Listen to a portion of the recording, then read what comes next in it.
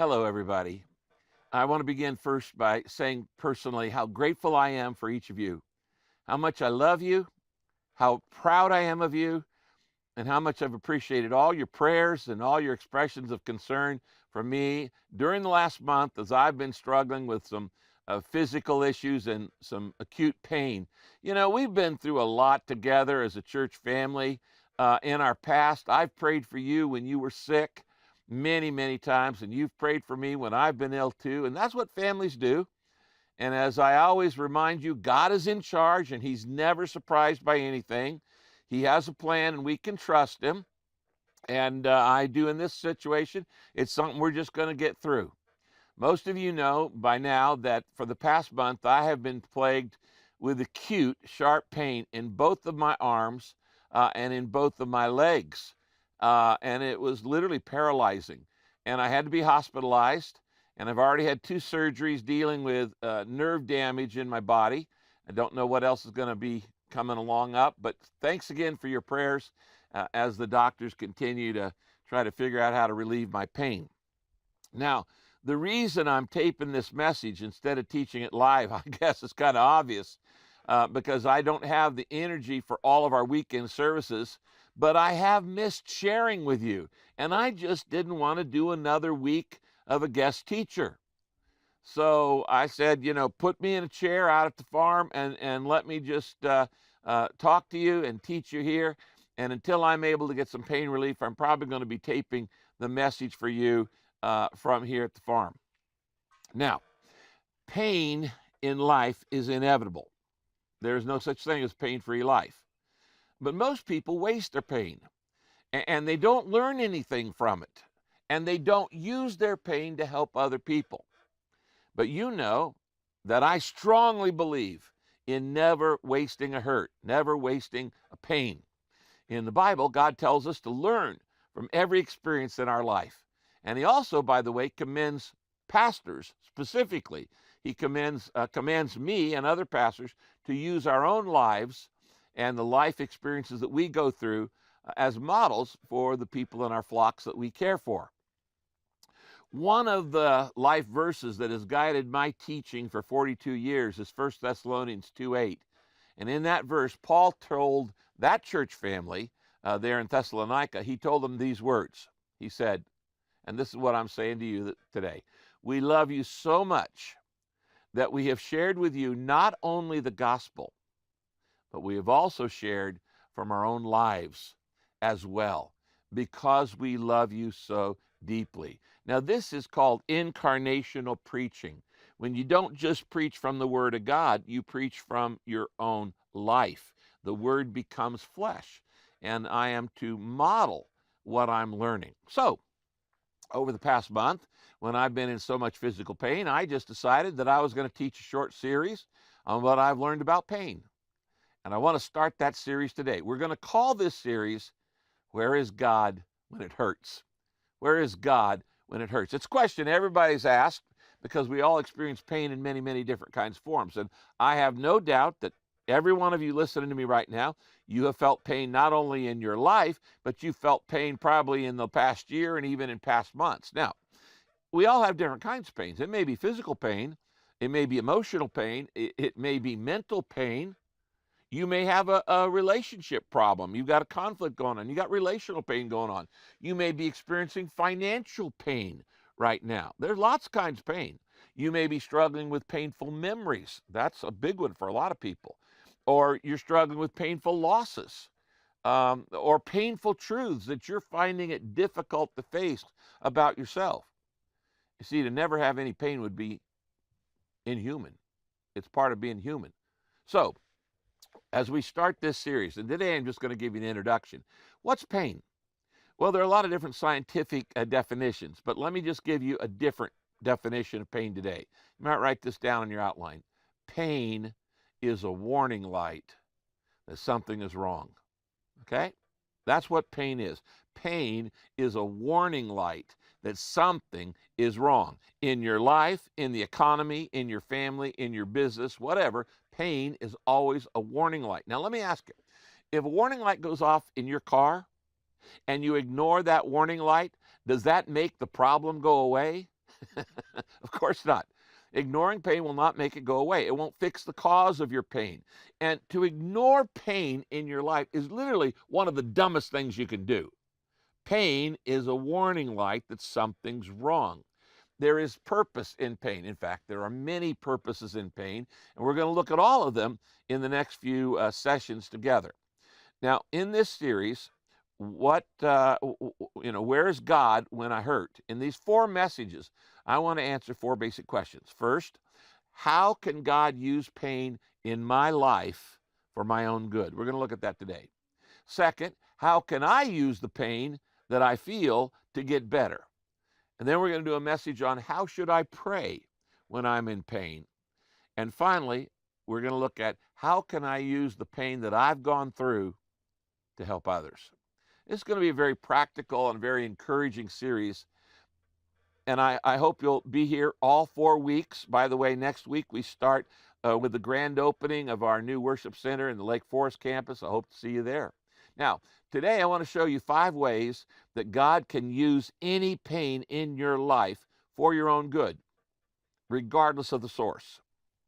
Now, did you hear what I just said? Regardless of the source. Regardless of whether your pain came to you from something good or something bad, whether you brought the pain on yourself from poor choices, or other people caused pain in your life and you're innocent, or Satan's trying to attack you with pain and tear you down. We're always worried about the source. No matter what the source of your pain is, God can use it for good in your life. And I hope you're going to take notes, because you're going to need this the rest of your lives. We're going to look at right now 5 ways that God can use pain for good in my life. All right? Write these down. Here's what God's word says. 5 ways God can use pain for good in my life. Number 1, God uses pain to guide and direct me. God uses pain to guide and direct me. Proverbs 16:9 says this in the Good News, God's Word translation. A person may plan his own journey, but the Lord directs his steps.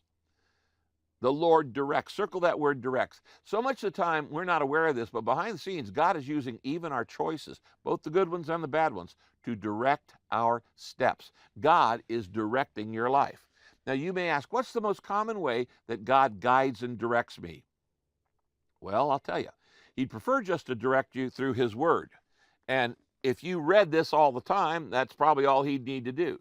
He'd prefer just to direct you through his word. But you don't spend enough time reading God's word.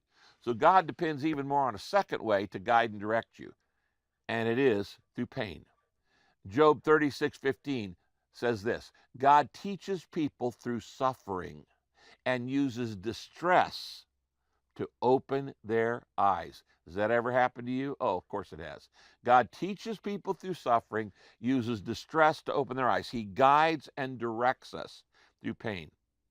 You ever thought about why horse riders put a bit in a horse's mouth? Is it for the horse's comfort? Of course not.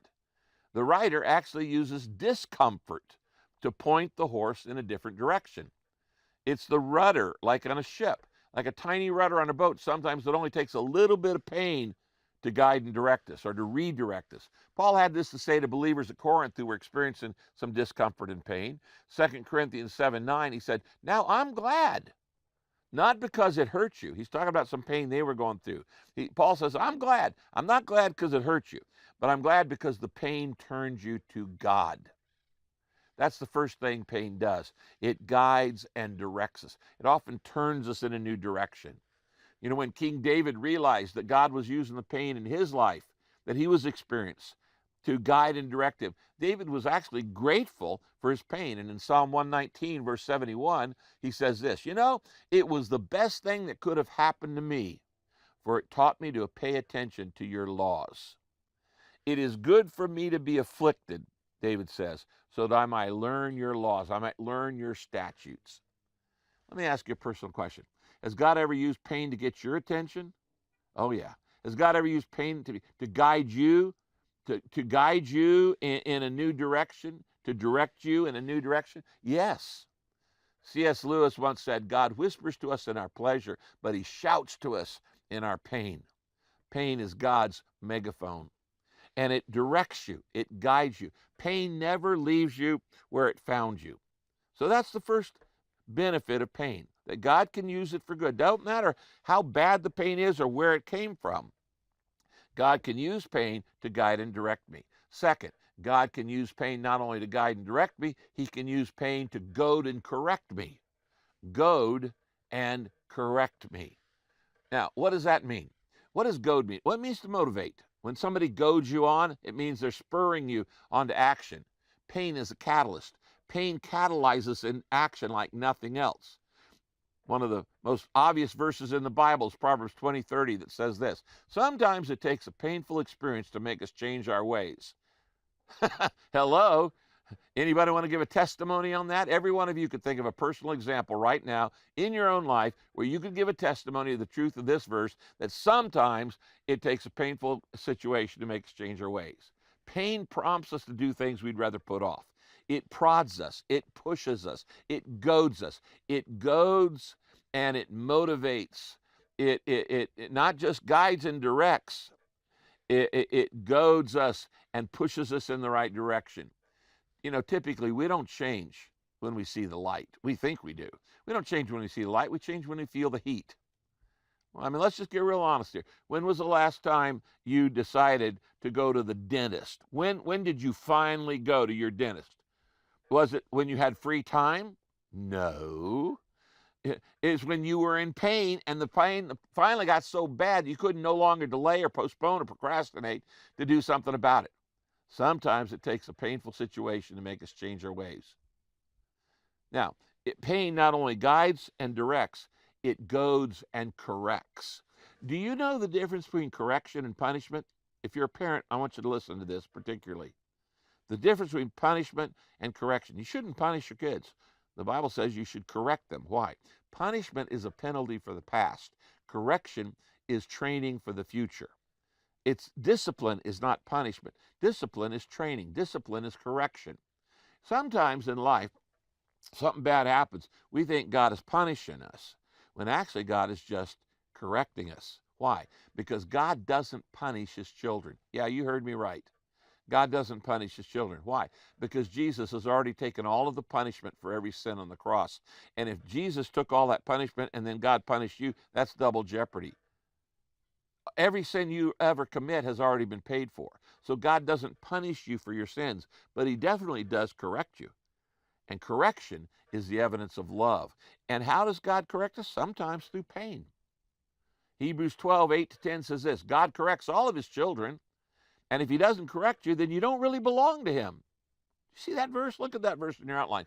If you don't ever have any correction in your life, if you can get away with murder, then you're not really a believer, because God corrects his own children. God doesn't correct those who aren't his children. I don't worry about other people's kids, but I certainly corrected mine. And the Bible says here, God corrects us for our own good because he wants us to be holy as he is. Another verse that says the same thing is Job chapter 5, verse 17. Consider yourself fortunate when God all-powerful chooses to correct you. It just means that he loves you.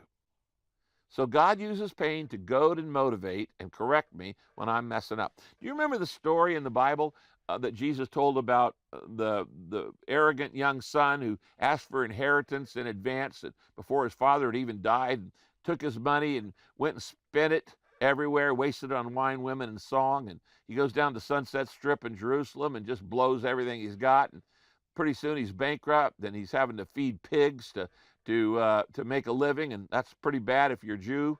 And the Bible says that he was in a mess. But what was it that motivated that young man in that story of Jesus to finally go back home to his father? It was pain.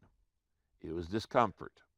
In Luke chapter 15, verse 14-18, the story of the prodigal son, it says, he spent everything he had, and then he was hungry. Circle that word, hungry. Then he was hungry.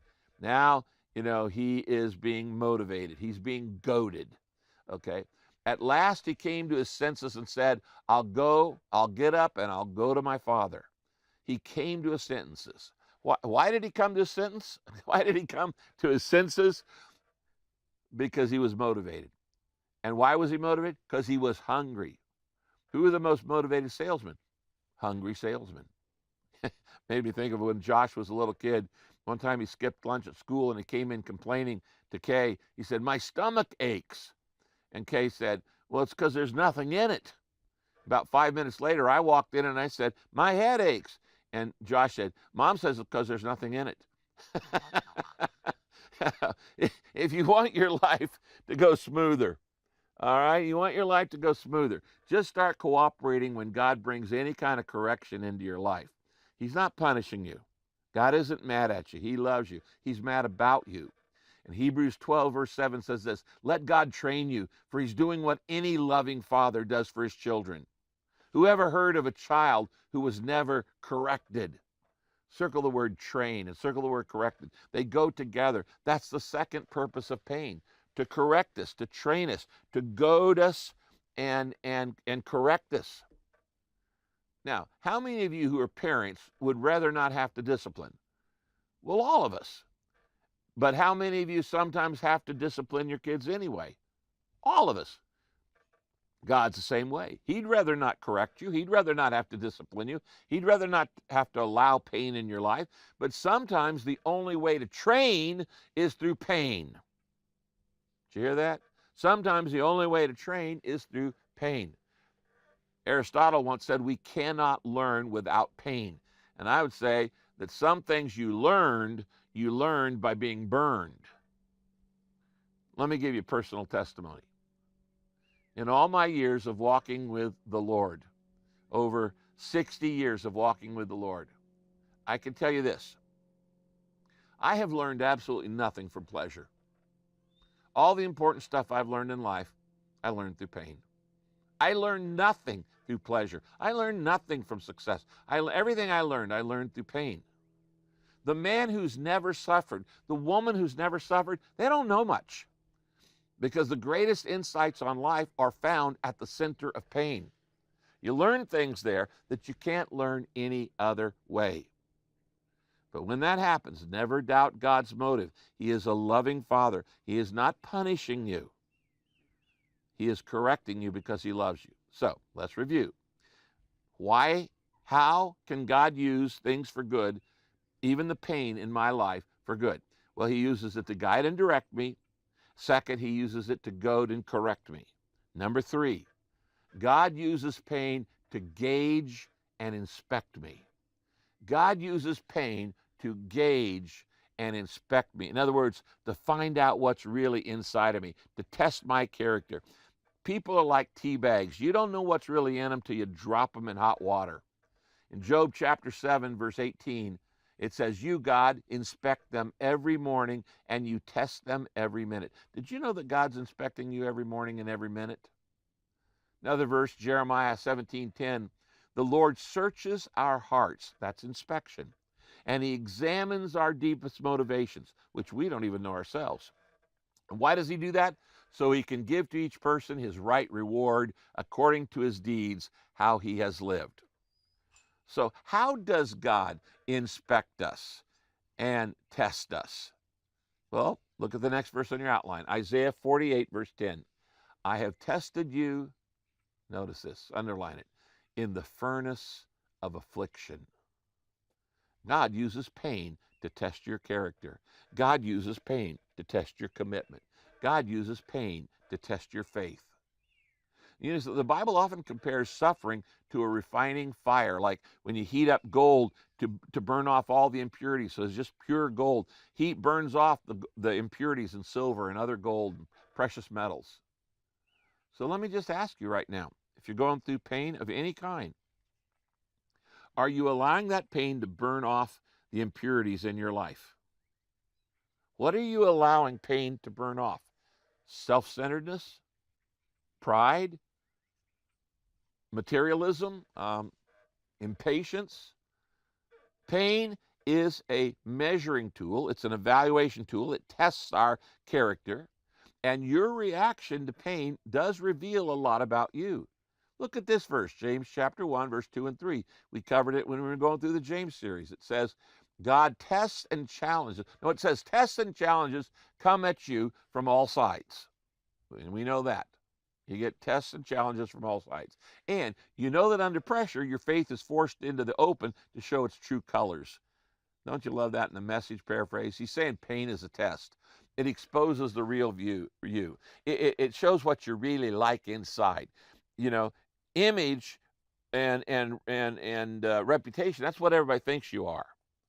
Character is what you really are. Character is what you are in the dark. It's hard to maintain an image when you're in pain. Or as Shakespeare said, nobody can be a philosopher with a toothache. So has God ever tested your character with pain? Oh, yeah. Oh, yeah. And so God wants to test you, and when it's painful, when you say, well, I have integrity, but are you willing to lower your stand when it's painful? You might say, I am committed, but do you want to throw in the towel when it's painful? You say, I'm a woman or I'm a man of faith, but do you want to give up and get discouraged when pain comes into your life? Your faith is measured by your reaction to pain. Your commitment is measured by your reaction to pain. Your integrity is measured by your reaction to pain. Your Christ likeness is determined and shown, revealed by how you handle pain. Your maturity shows how your pain shows how mature you are. What does pressure reveal about your faith? Are you more than just a fair weather believer? You know, this is the reason, by the way, that it took them 40 years in the desert to get from Egypt to Israel, the promised land, once they had been freed from 400 years of slavery. You know that story, that you could walk from Egypt over to Israel in about a month or less, and it took them 40 years. What in the world are they doing out there in the desert? Being tested. And God gave them 7 major tests. And every time they failed the test, he says, okay, one more lap around the desert.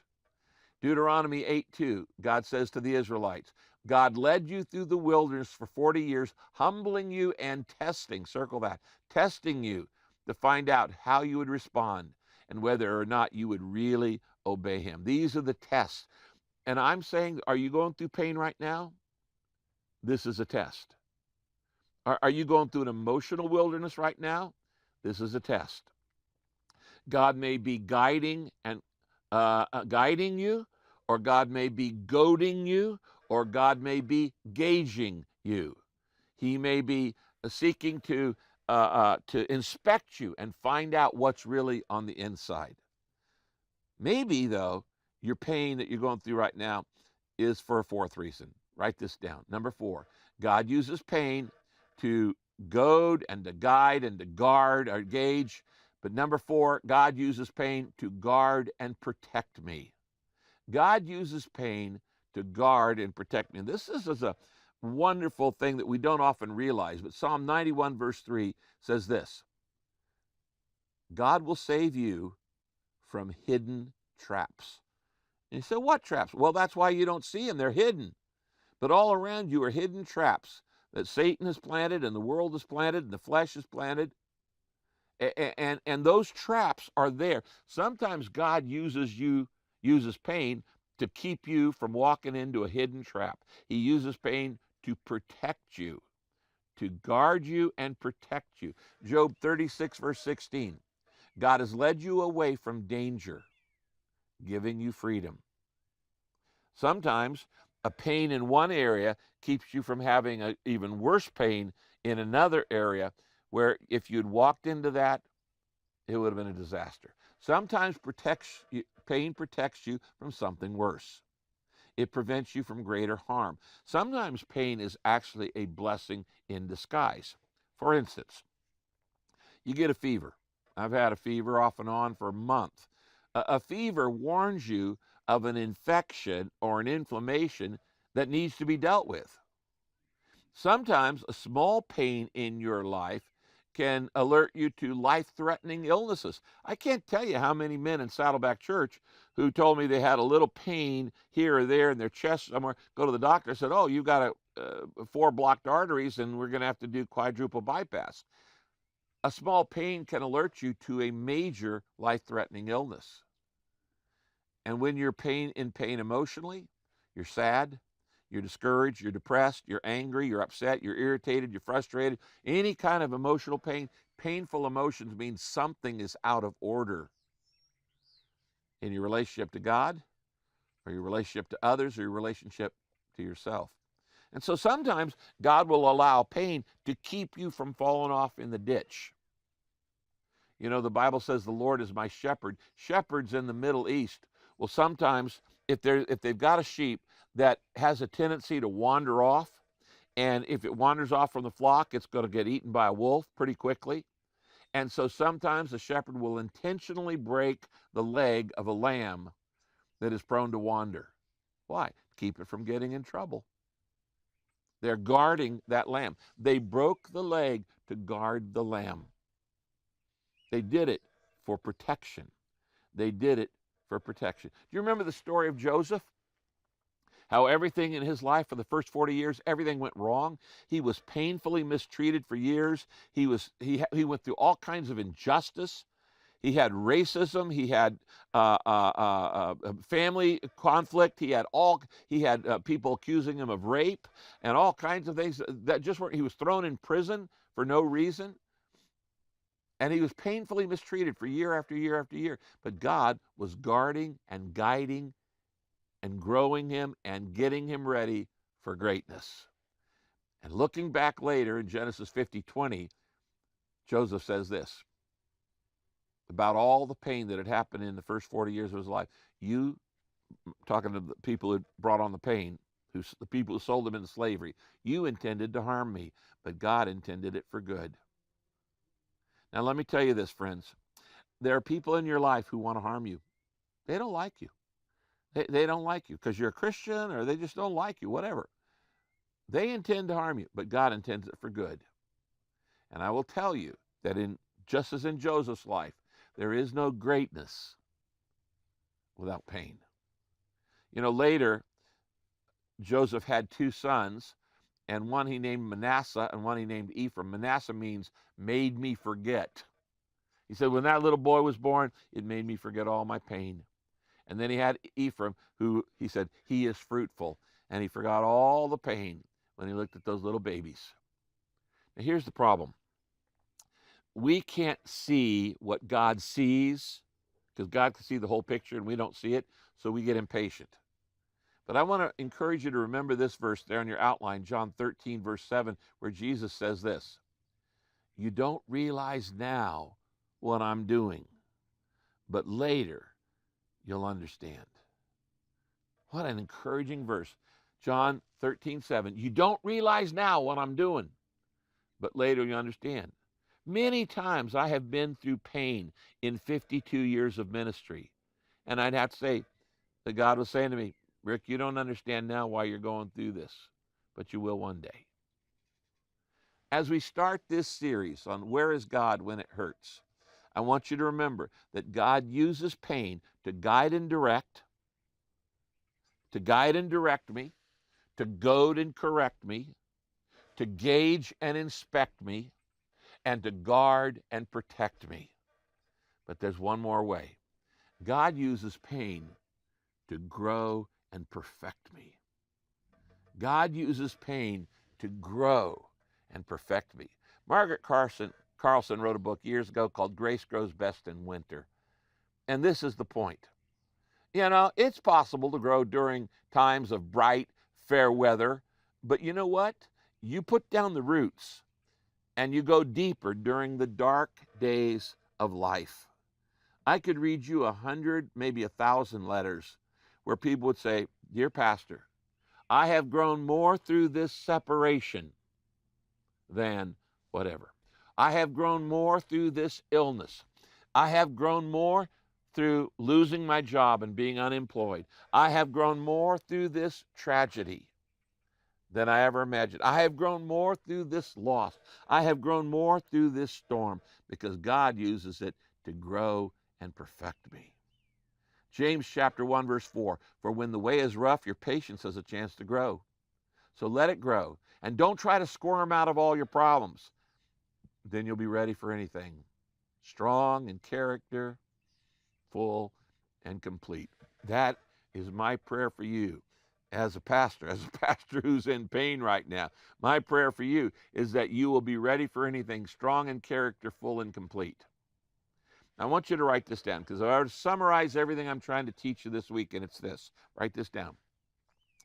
Pain is the high cost of growth. Pain is the high cost of growth. And it's cliche, but it's true. There is no gain without pain. You see, the fact is, we want the quick solution. We want the easy fix. We want the pill or the seminar or the book that's going to change everything without pain. It isn't going to happen. We want the product, that's maturity, without the process, which is pain. You see, I guess what I'm trying to say to you this weekend is the very thing that's discouraging you right now is the very thing that God is using to develop you right now. What discourages you will develop you if you'll look at it from God's point of view. Again, James chapter 1, verse 4 from the Message. So don't try to get out of anything prematurely. Let it do its work so you become mature and well-developed. One of my favorite authors is J.I. Packer, who died about a year ago. And Dr. Packer wrote these words. God uses chronic pain and weakness, along with all the other afflictions, as his chisel for sculpting our lives.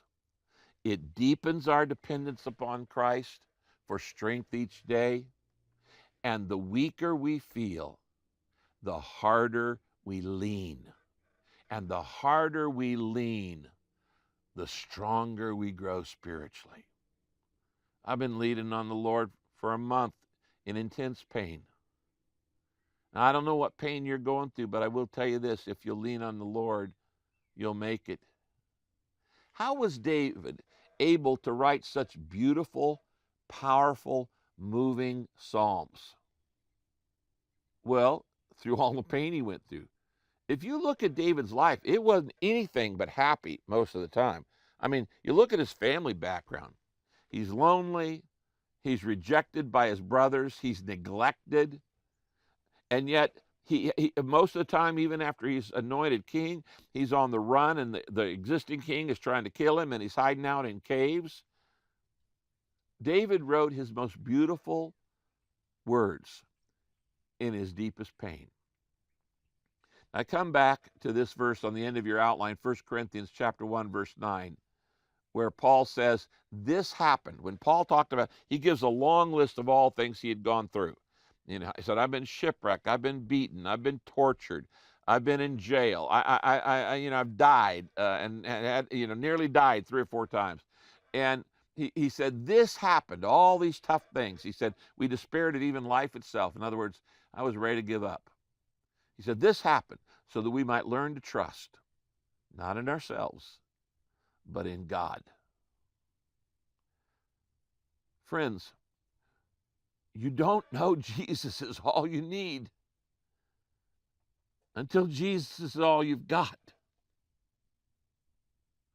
Now, I want to end this simple introduction to our series on where is God when it hurts with a simple question. Where are you wasting your pain? Pain is inevitable. Pain is not optional. Pain is a part of life. Pain is inevitable. Misery is optional. And the question I want to ask you is the question Paul asks in Galatians 3, verse 4. Has all your painful experience brought you nowhere? In this series, I want you to see how pain will make you better, not bitter. I want you to learn how to not waste your hurt. The fact is, as we at Saddleback Church have been involved in one international disaster after another, you notice that when people go through tragedy and disaster and pain, some people turn to God and some people turn away from God. Why that happens, I don't know. It doesn't seem to me to make sense to turn away from God when he's offering you the comfort and the power you need to make it through the time. But pain turns some people into saints, and it turns other people into devils. It turns some people into great Christian leaders, and it turns other people into dictators and things like that. What makes a difference?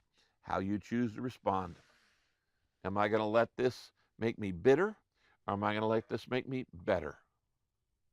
My plea to you today, friends, is to give your hurt and give your heart to Jesus Christ. You know, Jesus didn't come to explain away your pain. He came to share it. And he says, come to me, you who are weary and heavy laden, and I will give you rest. He enters into our pain. He is a God who suffers with us. And he's here to walk with you through whatever pain it is. It may be physical. You may have a chronic illness. It may be emotional. You may have a handicap of some kind that bothers you. 1 Peter chapter 4:19 says this. If you're suffering according to God's will, keep on. Let me stop right there. Notice that verse.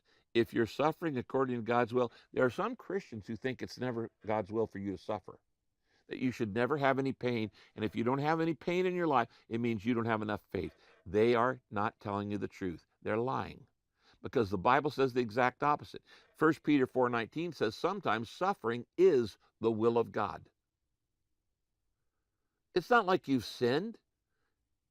No. That's what Job's friend said. Job, the reason you're in suffering is because you sinned. God said, no, he hadn't sinned. He was the most righteous man on earth.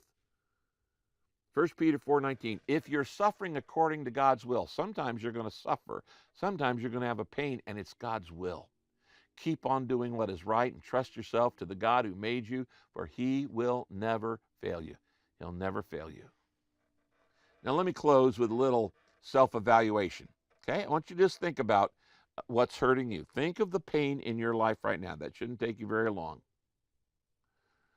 You need to say this. Father, say this to God. Father, are you using this pain to guide me in a new direction? Are you using this pain to goad me and spur me into action? Are you using this pain to gauge me, to show me what I need to work on? Are you using this pain to guard me, to guard me from something more harmful? Or are you using this pain to grow me and make me more like you? Are you using it to inspect me, to correct me, to direct me, to perfect me? I close again with 1 Corinthians 1:9. This happened so that we might learn to trust not in ourselves, but in God. You know, the eminent psychiatrist, what was his name? Scott Peck, who wrote The Road Less Traveled. He said this, fearing pain, because we fear pain, he says, almost all of us, to a greater or lesser degree, attempt to avoid our problems. We procrastinate, hoping they'll go away. We try to ignore them. We try to pretend they don't exist. Fearing pain, he says, we do these things. We attempt to get out of them rather than suffer through them. And here's what Scott Peck says. This tendency to avoid problems and the emotional pain that's inherent in them is the primary basis of human mental illness. I want to challenge you to let whatever pain you're going through right now guide you into the caring arms of Jesus Christ. Would you bow your head with me right now and let me lead you in a prayer? If you've never opened your life to Jesus Christ, or you're never sure that you've settled this issue of am I in the family of God, I want you to pray this prayer. Say this aloud in your heart, in your mind. God knows what you're saying. Say, God, you know the pain I'm going through right now. You know the pain. And today I realize that others may mean it for bad, but you mean it for good in my life, to direct me and correct me, to perfect me and inspect me, to protect me from something worse. God, thank you for being such a loving God. Thank you for loving me. Thank you that you care about my pain, that you're not an unsympathetic, unempathetic God. That Jesus, you died on the cross and carried the pain of my sin so I don't have to carry that punishment. Then just say, Jesus Christ, as much as I know how, I open my life completely to you, and I give you every area of my life, the good, the bad, the ugly, the painful, the shameful. And I give it all to you, and I ask you to put a new heart in me, a new spirit, a new joy, a new purpose, a new passion, a new happiness. I want to be connected to you, Jesus Christ, for the rest of my life. I want to learn to love you and trust you. And when I go through problems and when I go through pain that makes no sense, help me to remember that you said you don't understand it now, but you will later, what I'm doing. Help me to trust you. And I commit every area of my life to you, Jesus Christ. Now, I ask you to save me in Jesus' name. Amen.